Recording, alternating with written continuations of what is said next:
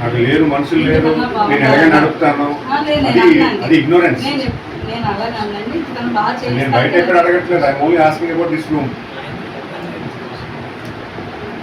Hygiene ఉంచుకోవాలి కదా, చేయించుకోవాలమ్మా. It is your consult doctor, head of this PHC. చూసుకోండి, వాట్ ఈస్ దిస్ స్టెయిన్స్ చూసుకోండి, క్లీన్ చేసుకోవాలి. అంతా ఇది చేసే ప్లేస్లో డిహైడ్రేట్ చేసేటప్పుడు చుట్టూ ఉన్న ధూళంతా కూడా బాగా పీలుస్తాడా లేదా? మీరు చెప్పండి.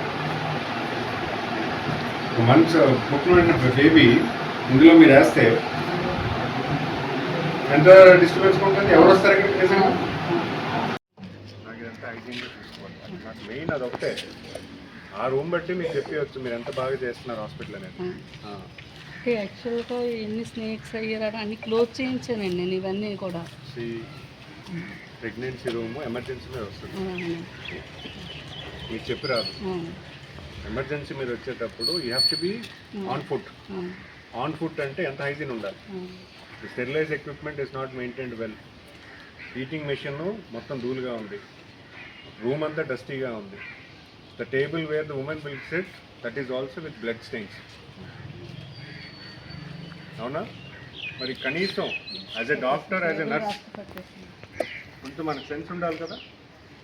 ఉమెన్ ప్రెగ్నెన్సీ అవుతున్నట్టు రీబర్త్, మోస్ట్ ఇన్ఫెక్షన్, ఏ ఇన్ఫెక్షన్ ఉన్నా వెంటనే వెళ్ళిపోతుంది, బేబీకైనా మదర్కైనా. మీరు అక్కడ మీరు కేర్ తీసుకుపోతే ఎలాగా?